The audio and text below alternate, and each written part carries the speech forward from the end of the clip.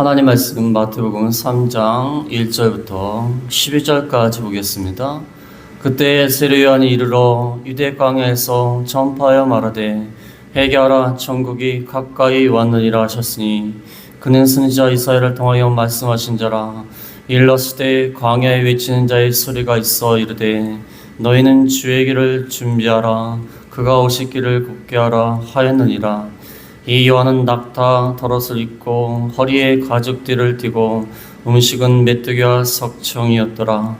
이때 예루살렘과 온 유대와 요단강 사방에서 다 그에게 나와 자기들의 죄를 자복하고 요단강에서 그에게 세례를 받더니 요한이 많은 바리새인들과 사두개인들이 세례 베푸는 데로 오는 것을 보고 이르되 독사의 자식들아 누가 너희를 가르쳐 임박한 진노를 피하라 하더냐.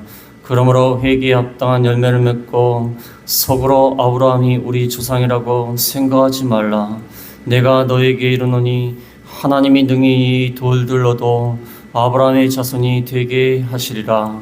이미 도끼가 나무 뿌리에 놓였으니 좋은 열매를 맺지 아니하는 나무마다 지켜 불에 던져지리라. 나는 너희로 회개하기 위하여 물로 세례를 베풀거니와 내 뒤에 오시는 이는 나보다 능력이 많으시니 나는 그의 신을 들기도 감당하지 못하겠노라. 그는 성령과 불로 너에게 세례를 베푸실 것이요 손에 키를 들고 자기의 타작마당을 정하게 하사 알곡은 모아 곡간에 들이고 죽정이는 꺼지지 않는 불에 태우시리라. 아멘. 오늘은 5주 회개하라 천국이 가까이 왔다. 마태복음 3장 1절부터 12절 말씀. 회개하라 천국이 가까이 왔다. 지난 시간까지 그 예수님의 유년 시절, 예수님이 태어나시고 그다음에 애굽으로 피난 가셨다가 다시 나사렛 동네로 돌아오셔서 사시는 모습. 그다음에 자라나서 소년이 되고 그러한 모든 과정은 누가복음에만 기록이 되어 있고 여기 오늘 3장 1절에 그때에 그랬습니다. 그때 예수님이 이제 유아기를 거쳐서 소년기를 거쳐서 이제 공생애를 시작하는 때 성인이 되어서 나이 30살이 되어서 공생애를 시작하는 때 이때를 지금 말씀을 하고 있습니다. 그러나 예수님이 등장하시기 전에 세례 요한이 먼저 예수님의 길을 예비하고 있습니다. 해서 회개케 만들고 그들에게 하나님의 백성에게 회개케 만들고 그들에게 회개의 세례를 베푸면서 주님이 오시는 길, 주님이 등장하실 그 길을 예비하고 있습니다. 오늘 한마디로 말하면 세례 요한이 세례를 베푸면서 너희가 진정으로 회개하고 회개에 합당한 열매를 맺어라. 왜냐하면 천국이 가까이 왔다. 이제 예수님이 오심으로 말미암아 천국 하나님의 나라가 가까이 왔고 가까이 왔다는 건 이미 시작이 되었으니까 너희가 하나님 앞에 나와서 다 회개하고 죄를 자복하고 회개에 합당한 열매를 맺어서 주님이 오시는 그 길을 예비하고 주님을 맞을 준비를 하고 하나님 나라 이미 시작이 되었으니까 그 길을 예비하라는 것입니다. 1절에 보면 1절에 그때 세례 요한이 이르러 유대 광야에서 전파하여 말하되 회개하라 천국이 가까이 왔느니라. 세례 요한이 예수님이 오시는 길을 미리 예비하기 위해서 먼저 이렇게 사역을 시작하였습니다. 그래서 회개하라 천국이 가까이 왔느니라. 예수님의 사역은요 다음 시간에도 나오겠지만 세례 요한한테 세례를 받으심으로 시작이 되는 것이고 미리 이 세례 요한이 주님이 오시는 길을 예비하고 있습니다. 그때 세례 요한이 이르러 유대 광야에서 전파합니다. 회개하라 천국이 가까이 왔느니라. 세례 요한은요 사해 북서쪽에 있는 요단강 하류 지역에 있는 유대 광야에서 말씀을 전파했습니다. 사해 북서쪽에 요단강 하류지요. 그 유대강에서 말씀을 전파하면서 가까이에 있는 요단강에서 세례를 베풀었습니다. 물이 있어야 되지 않겠습니까? 그래서 요단강에서 세례를 베푸면서 다 회개해라. 이제 주님이 맞을 준비를 잘하여라. 회개해라. 회개하라는 것은 뭐 후회를 하거나 반성을 하거나 뉘우치는 그 정도가 아니라 아예 방향을 바꿔서 하나님께로 향하고 하나님과의 관계가 회복이 되고 그 다음에 삶의 변화가 생기고 인격을 바꾸는 것이 참된 회개입니다. 아이고 잘못됐다. 반성 정도는 하고 다시는 그러지 마라. 그런 결심만 하는 게 회개가 아니라 하나님 앞에 나와서 죄를 자복하고 하나님께로 돌아서고 그 다음에 거기에 합당한 열매를 맺는 데까지 나가는 게 회개입니다. 회개가 힘든 거예요. 뭐 하나 죄 짓고 난 회개했다. 마음이 편안하다. 회개를 남용해가지고 뭐 죄 짓고 회개하고 죄 짓고 회개하고 그 회개가 아니에요. 그게 무슨 회개입니까? 그 다음에 단지 하나님 없이 인간적인 마음으로 나는 반성한다, 뉘우친다. 그건 회개가 아니에요. 하나님 앞에서 죄를 고백하고 하나님께로 다시 돌아서는 게 회개입니다. 인간적으로 뭐 나는 후회한다. 그 정도가 회개가 아니에요. 하나님께로 돌아서 그 다음에 열매를 맺죠. 열매. 죄를 짓던 그 상황, 그 행동에서 바뀌어서 하나님의 말씀을 지키는 열매를 맺어야 돼요. 그게 진짜 회개입니다. 그렇게 회개할 때 주님을 맞을 준비를 할 수가 있다는 것입니다. 그래서 주님을 맞을 준비를 잘하기 위해서는 회개해야 돼요. 죄를 회개하지 않고 끝까지 죄를 짓는 상태에서는요, 우리가 주님을 맞을 수 없습니다. 우리 마음도요, 캄캄하고 어둡게 됩니다. 주님이 멀리 떠나신다는 게 느껴져요. 우리가 죄를 짓고 회개하지 않고 계속 죄를 지면요, 마음이 흑암이 있어요. 주님이 멀리 떠나셨다. 주님의 관계가 끊어졌다는 것이 느껴집니다.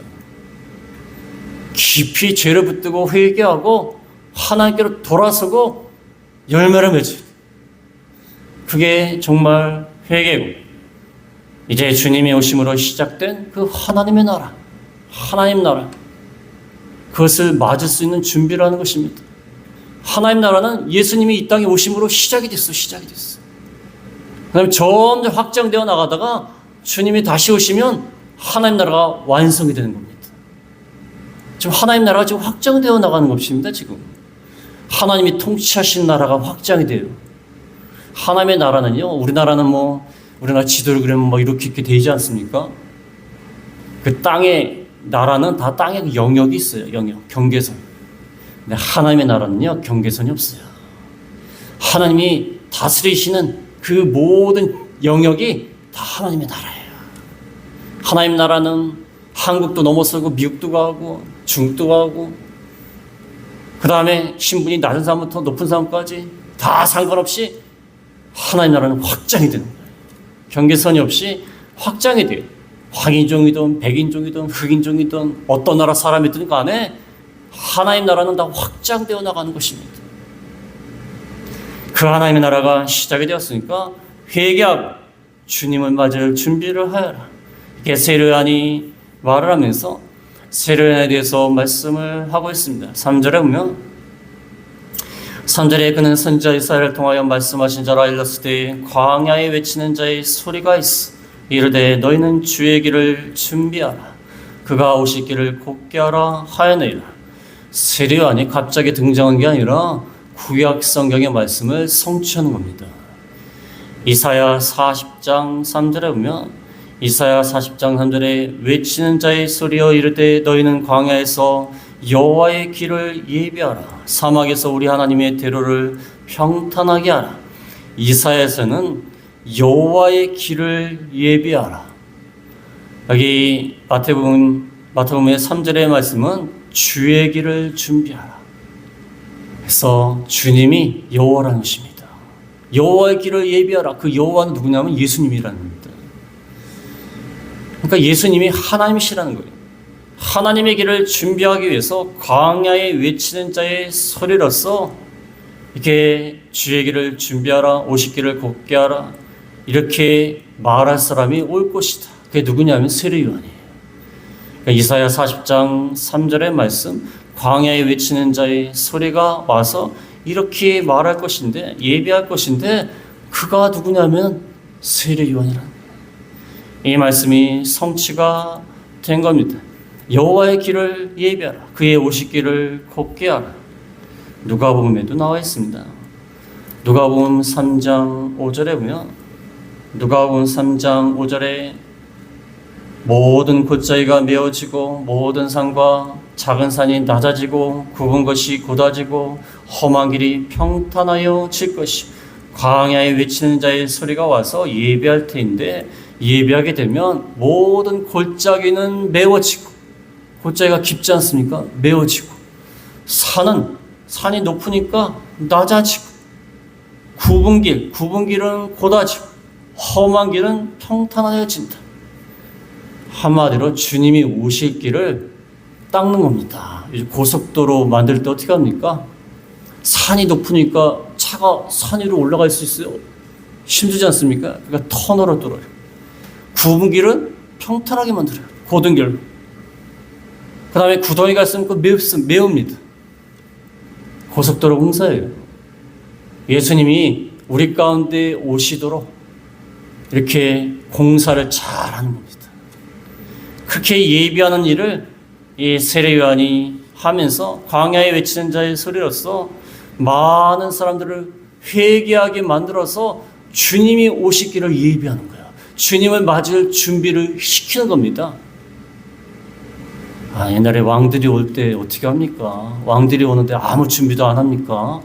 왕들이 오는 길을 갖다가 청소를 하고 구덩이가 있으면 메꿔야 되죠. 그 다음에 왕이 이렇게 돌아서 이렇게 오겠습니까? 직선으로 와야 되지 않습니까? 그러니까 막 여러 가지 작업을 하지 않습니까? 우리도 군대에서 보면요, 높은 분이 온다 그러면요, 깨끗한 도로도 한 번씩 치워요. 뭐 치울 것도 없는데 치워요. 구덩이가 있으면요, 그 높은 분이 오시다가 그 구덩이에 차가 쭉 빠질까봐 그 구덩이를 메꿔버리고, 구덩이도 뭐 많지도 않아요. 그냥 괜히 나서 하는 거예요, 그냥. 그렇게 합니다. 그 다음에 그 높은 사람이 올 때 가장 지름길, 큰 길로 해서 인도를 하지, 뭐 빼빼빼뺑 돌게 인도를 합니까? 그러면 높은 사람이 왔다가 이게 나한테 이렇게 하냐? 그러면서 그러지 않겠어요? 예수님이 오시는 길을 예비하게 하기 위해서 이렇게 하는 것이다. 그래서 이 영적인 의미로 봤을 때에는요, 산과 같이 높아진 마음, 그 다음에 골짜기 같은 절망 속에 있는 마음, 그 다음에 죄로 인해서 굽어진 것, 평탄하지 못한 것, 그것을 곱게 하는 것입니다. 회개하라는 것입니다. 한마디로 회개해라. 예수님 오시는 길을 막지를 말고 예수님 오시는 길 평탄하게 오실 수 있도록 우리 마음쯤에 잘하라, 그 말입니다. 우리 죄악 때문에 주님이 오시지 못한다. 주님을 맞을 준비를 하라는 것입니다. 그래서 그 이스라엘 백성들을 회개시키고 예수님 맞을 준비를 잘 시키는 게 세례 요한의 목적이었어. 그는 광야에 외치는 자의 소리로서 회개를 외치고 사라지는 소리였어, 소리. 소리란 것은 외치고 사라지는 거예요. 누가 외치는지도 몰라요. 외치는 자의 소리예요. 광야에 외치는 자의 소리가요, 자기를 자꾸 드러내면 어떻게 되죠? 뒤에 예수님이 가려줘요. 그렇지 않습니까? 외치는 자의 소리가 딱 있고 그 다음 예수님이 딱 등장하셔야지. 세례 요한이 자기를 내세우고 내가 그래도 세례 요한이다 막 그러면서 나서면 예수님이 가려지지 않습니까? 그래서 저희 교단도 그렇고요. 제가 공부했던 고신측 교단도요, 강대상을 잘 안 꾸며요. 왜냐하면 말씀을 듣다가 강대상 쳐다봐요. 저 꽃은 예쁘고 저 뒤에 있는 그림은 좀 예쁘고 그래서 보수적인 교회에서는 강대상 잘 안 꾸며요. 이게 조명을 갖다 촥 하고 뭔가 신비스러운 게 드러날 것 같다. 그런 거 잘하는 게 이단이에요. 이단들이 원래 그래요. 그래서 뭔가 대단하게 올 것 같아요. 그런 분위기를 만들어 놓고 이단 교주가 딱 등장하는 거야. 그러면 대단하다. 그러면 안 되는 거예요. 하나님 말씀만 외쳐지고 하나님만 드러나야 돼요. 그게 맞는 거 아닙니까? 물론 정성스럽게 교회를 갖다 아름답게 꾸미는 거 좋습니다. 그런데 대순대로 안 하는 게 좋아요. 하나님 말씀만 전달되고 광야에 외치는 자의 소리로서 나가는 게 좋습니다. 그래서 제가 고신측에서 청년들하고 이렇게 협동 간사를 했는데 그 사람들이 앞에 나와서 찬양할 때는요 옷을 똑같이 입어요. 그리고 단색이에요. 하얀 거 아니면 검은 거예요. 왜 그런 줄 아십니까? 찬양하는 사람 보지 말고 찬양하는 거예요. 찬양. 화려하게 절대 안 해요. 똑같은 색. 무슨 장례식 같아요. 검은색 딱히. 노래 부르는 사람 얼굴 쳐다보지 말고 찬양하라고 하잖아요. 또 찬양하는 것도요 가사만 써요. 가사만. 우리 찬송가처럼 이렇게 음표를 붙이는 게 아니라 가사만 써요. 왜 가사만 쓰는 줄 아십니까? 가사를 생각하면서 부르라는 거예요. 음악에 심취하지 말고. 다 그게 의미가 있어요. 처음에는 가사만 써 있으니까 이게 무슨 노래인지 알지도 못하고 그러는데 가사가 대부분의 성경 말씀으로 위주로 되어 있으니까 그것만 보라는 거예요. 그 다음에 찬양하는 사람 얼굴 보지 말라는 거예요. 옷을 보지 말라는 거예요. 참 좋은 겁니다. 광야에 외치는 자의 소리. 4절에 보면 4절에 이 요한은 낙타 털옷을 입고 허리에 가죽띠를 띠고 음식은 메뚜기와 석청이더라. 이 요한은 아주 검소하게 생활했습니다. 낙타 털옷을 입고 허리에 가죽띠를 띠고 음식은 또 메뚜기와 석청을 먹었어. 이것은 엘리야하고 비슷합니다.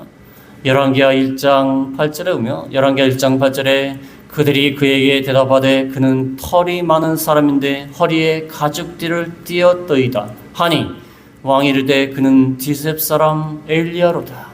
엘리야하고 비슷해. 요한은 낙타 털옷을 입고 허리에 가죽띠를 띠고 엘리야는 털이 많은 사람이고 허리에 가죽띠를 띠었어. 엘리야하고 차림이 비슷해요. 왜냐하면 엘리야가 다시 오시겠다고 했어요. 말라기 4장 5절에 보면 말라기 4장 5절에 보라 여호와의 크고 두려운 날이 이르기 전에 내가 선지자 엘리야를 너에게 보내리니. 엘리야를 다시 보낸다. 엘리야가 죽었다가 다시 부활해서 온다 그 말이 아니라 누가복음 1장 17절에 보면 누가복음 1장 17절에 엘리야의 심령과 능력으로 주 앞에 먼저 왔어. 엘리야의 심령과 능력으로 올 세례 요한을 말합니다. 구약 성경 말라기에 엘리야가 다시 올 것이다. 그것은 엘리야의 심령과 능력을 가진 세례 요한이 먼저 와서 예수님을 예비할 것이다. 이 말씀이 성취가 돼서 세례 요한은 낙타 털옷을 입고 허리에 가죽띠를 띠고 엘리야 같은 모습으로 왔습니다. 하나님 말씀이 성취가 되는 겁니다. 그 음식은 메뚜기와 석청이다. 메뚜기와 석청. 메뚜기는 구약 율법에 먹을 수가 있습니다. 메뚜기와 석청 꿀을 먹고 자생하는 꿀을 먹고 아주 검소한 모습으로 이렇게 살면서 광야에 외치는 자의 소리로서 살았습니다.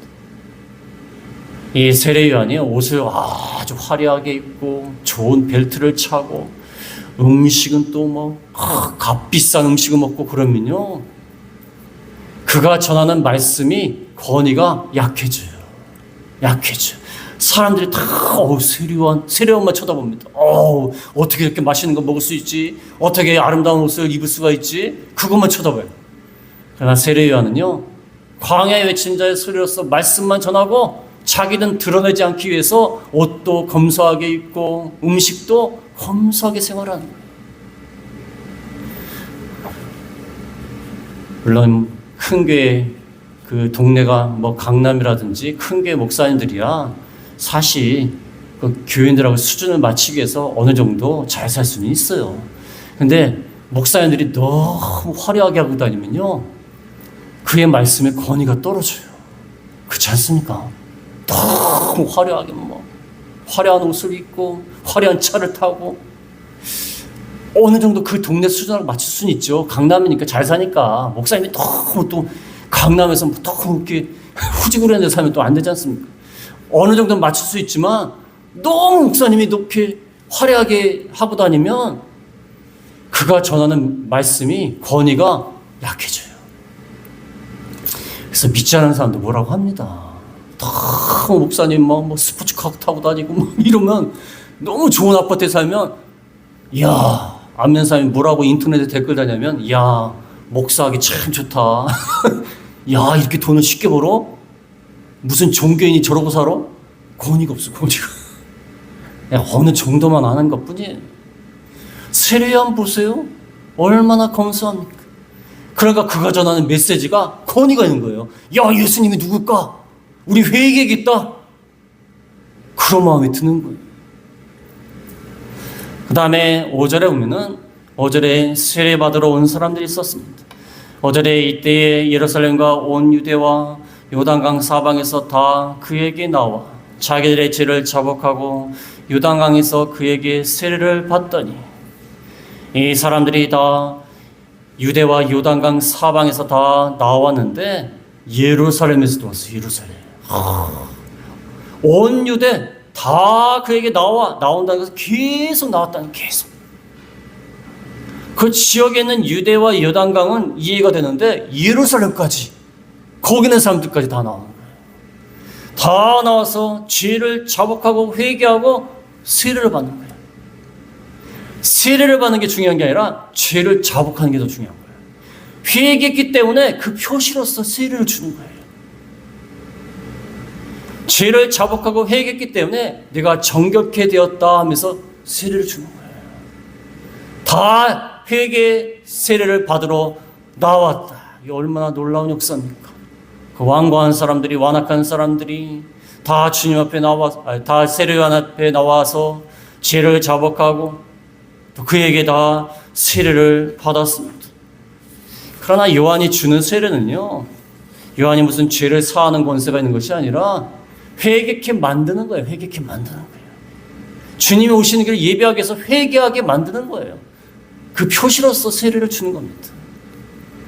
그가 세례 요한이 뭐 죄를 사하는 권세가 있고 정결하게 하는 영세가 있고 권세가 있고 그런 것이 아닙니다. 근데 7절에 보면은 종교 지도자들이 나왔습니다. 7절에 요한이 많은 바리새인들과 사두개인들이 세례 베푸는 데로 오는 것을 보고 이를 때, 독사의 자식들아, 누가 너희를 가르쳐 임박한 진도를 피하라 하더냐. 그러므로 회개에 합당한 열매를 맺고. 많이 나왔는데 그 중에 바리새인과 사두개인들이 나왔어요. 종교 지도자들. 이 사람들이 나왔습니다. 이 사람들이 왜 나왔을까요? 이 사람들은요, 뭔가 어떤 사람이 인기를 얻고 사람들이 많이 모이면요, 자기들이 그동안 지켜왔던 기득권이 무너질까봐 두려워하는 사람들이에요. 그래서 예수님은 나중에 잡아 죽이지 않습니까? 자기들보다 인기가 있으니까. 한마디로 감시하러 나왔어요. 감시하러 나온 것도 있고, 야, 세례요한에 누군데 이렇게 사람이 많이 몰려가냐? 이러다 좀 큰일 나는 거 아니야? 우리한테 와야 되는데. 그런 마음도 있고요. 이 사람들은요, 의식을 행하는 걸 되게 좋아해요. 의식, 뭔가. 세례요한이라는 사람이 많은 사람한테 세례를 베풀고 그러니까 우리도 한번 가서 세례를 받아보자. 의식이 중요해요, 의식. 회개하는 게 중요한 게 아니라 의식을 행하는 게 중요한 거예요. 그런 마음으로 나오니까 세례요한이 뭐라고 그러죠? 입이 걸습니다. 독사의 자식들아. 한국말 성경에 점잖게 표현했지만 독사의 자식들이라는 것은 아주 심한 욕입니다. 심한 욕이에요. 독사, 하와를 유혹해서 범죄하게 했던 그 뱀의 자식들아. 사탄의 자식이라는 거예요. 사탄한테 이용당했던 뱀이 하와를 유혹했던 그 독사의 자식들아. 어떤 목사님이 이거를 한국말로 이렇게 표현을 하셨는데 저는 못하겠어요. 이거 아주 심한 욕입니다. 심한 욕입니다. 왜 독사의 자식들이냐면 이들은 종교 지도자로서 많은 백성을 미혹해서 잘못된 길로 인도해요. 그 다음에 참으로 회개할 생각을 하지 않고 의식적으로 회개를 받을 생각만 하고 나온 겁니다. 그러니까 독사의 자식들. 회개하진 않고 열매를 맺지 않고 이 위선에 빠진 그들에 대해서 독사의 자식들아. 누가 너희를 가르쳐 임박한 진노를 피하다느냐? 임박한 진노를 피할 수 없다. 회개에 합당한 열매를 맺어라. 물세례만 받을 생각하지 말고 회개에 합당한 열매를 맺어라. 겉으로 종교적인 의식을 행하고 제사를 행하고 그런 것만 하지 말고 회개에 합당한 열매를 맺고 나와서 세례를 받아라. 독사의 자식들아. 우리가 위선적인 게 얼마나 많습니까? 겉으로는 회개하는 척, 겉으로는 믿음이 좋은 척. 위선이 얼마나 많아요. 위선, 외식하는 거. 그런 종교 지도자들에게 이렇게 독사의 자식들아 하면서 9절에 보면은 9절에 서구로 아브라함이 우리 조상이라고 생각하지 마라. 내가 너에게 이르노니 하나님이 능히 이 돌들로도 아브라함의 자손이 되게 하시리라. 이들은요 자기들이 아브라함의 자손이다 하면서 회개할 생각은 하지 않고 우리는 아브라함의 자손이다. 실제로 아브라함의 자손이에요. 아브라함의 피를 이어받았으니까. 아브라함이 진짜 후손이니까. 혈통적인 후손이 중요한 게 아니다. 너희는 아브라함의 자손이라고 자랑하지만 너희는 아브라함의 자손이 아니라 독사의 자손이다. 독사의 자손이다. 아브라함의 자손이다. 믿음의 조상 아브라함이 우리의 조상이다. 이게 뭘 중요하냐? 너희들이 그렇게 믿음을 아브라함처럼 썼느냐? 회개하지도 않고 열매도 안 맺고 그러면서 아브라함의 자손이다. 옛날에 우리나라 그런 게 있지 않습니까? 우리 집안은 뼈대 있는 집안이야. 뼈대 없는 집안도 있습니까? 다 뼈가 있는데? 뼈 없는 사람 있어요? 저는 어렸을 때 우리 집안이 뼈대 있는 집안이래. 누가 그래요? 그럼 어떤 사람은 뼈가 없어요? 뼈 없는 집안도 있어요? 뭔 뼈대 있는 집안이? 우리 조상들은 누가 어떻고 누구 영의종이고 누군 뭐했고 장군이고 본인은요? 본인이 중요하지. 그게 뭘 중요해? 우리 집안은 3대째 4대째 믿는 집안이다. 본인이 중요한 거예요. 그렇지 않습니까? 혈통적으로 믿음의 조상 아브라함이 우리의 조상이다. 그게 뭘 중요해요? 그게 뭘 중요합니까? 너희는 아브라함의 자손이라고 자랑하지만 너희는 독사의 자손이다. 좀 그것을 책망하고 있습니다. 10절에 보면은 10절에 이미 도끼가 나무 뿌리에 놓였으니 좋은 열매를 맺지 않은 나무마다 찍혀 불에 던져지리라. 이미 하나님의 심판이 시작되었다. 도끼가 나무 뿌리에 있어요. 뿌리. 도끼가 나무 뿌리에 있다는 것은 나무 자체를 완전히 제거한다는 거예요. 얼마나 회개하지 않고 열매를 맺지 않으면 이미 도끼가 나무 뿌리에 있어요. 아예 나무 가지를 치는 게 아니라 뿌리를 치는 거예요. 뿌리를. 열매를 맺지 않으니까 나무를 찍어서 불에 던진다. 아니 열매를 맺지 않은 나무를 갖다가 그냥 놔두겠습니까? 놔둬서 뭐 하겠습니까? 땅만 버리지. 그렇지 않습니까? 회개 열매를 맺지 않으면 도끼로 뿌리를 찍어갖고 아예 제거한다는 거예요. 무서운 말입니다. 무서운 말이에요. 우리가 하나님 앞에 회개하지 않으면요 이렇게 됩니다. 아예 나뭇가지에 찍어버려요. 처음에는 하나님이 회개시키느라고 가지를 자른다든지 아니면 옆에 있는 무슨 잎사귀를 없앤다든지 그렇게 하시다가 하도 회개하지 않으니까 이거 쓸모없구나. 아예 열매를 안 맺는구나. 열매 안 맺으면 뭐합니까? 그럼 뭐 하겠어요? 찍어버려야지. 그렇지 않습니까? 하나님이 그렇게 하신다는 것입니다. 그 다음에 11절에 보면은 나는 너희로 회개하기 위하여 물로 세례를 베풀거니와 내 뒤에 오시는 이는 나보다 능력이 많으시니 나는 그의 신을 들기도 감당하지 못하겠노라.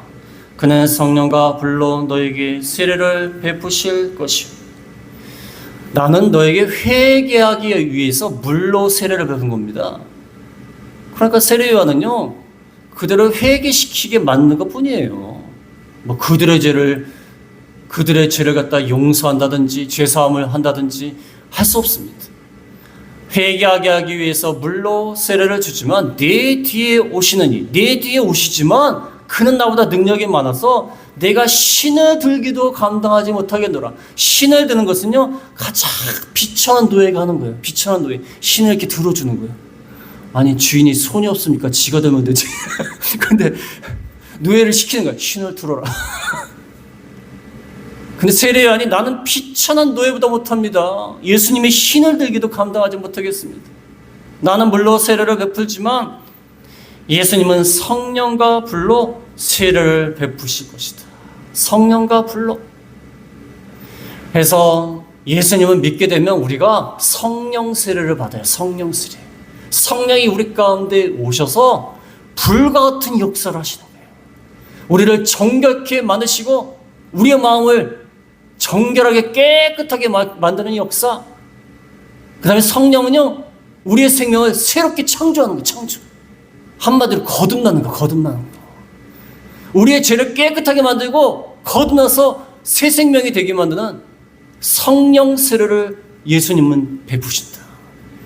세례하는 거 물로 주는 회개케 만드는 세례지만 예수님은 성령과 불로 세례를 주셔서 아예 우리의 영혼을 새롭게 만드시는 중생에서 새 영으로 만드시는 그러한 역사를 일으킬 것이다. 그 다음에 마지막에 12절에 보면 12절에 손에 키를 들고 자기의 타작마당을 정하게 하사 알곡은 모아 곳간에 들이고 쭉저기는 꺼지지 않는 불에 태우시리라. 이것은 타작마당, 바람이 많이 부는 타작마당이 갖고 이 키라는 것은 이렇게 저는 잘 모릅니다. 이 타작을 하는 갈퀴가 있대요. 삽. 곡식 무더기를 갖다가 이게 갈퀴로 이렇게 쫙 들면은 바람이 막 불지 않습니까? 그럼 알곡은 내려가고 이 쭉정이는 바람에 날리는 거예요. 그렇게 하신다는 거예요. 타작용 키를 들고 자기의 타작마당을 정하게 해서 바람에 쭉정이는 날리고 알곡은 모아서 곳간에 들여서 이렇게 하신다는 겁니다. 예수님은 심판하신 하나님. 알곡과 쭉정이를 갈라서 알곡은 모아 창고에 들이고 그 다음에 쭉정이는 꺼지지 않는 불, 영원한 형벌 가운데 빠지게 하신다. 심판하시는 주님. 그러한 주님을 나타내고 있습니다. 오늘 다른 건 다 잊으셔도요. 회개가 무엇인가, 회개가 무엇인가. 진정으로 죄를 붙들고 회개하고 하나님께로 돌이키고 열매를 맺어라. 그렇지 않으면 나무 뿌리를 쳐서 하나님이 심판하신다. 그래서 우리가 하나님 앞에 진저로 회개하는 저희가 다 되겠습니다. 말씀을 생각하시면서 제가 기도하겠습니다.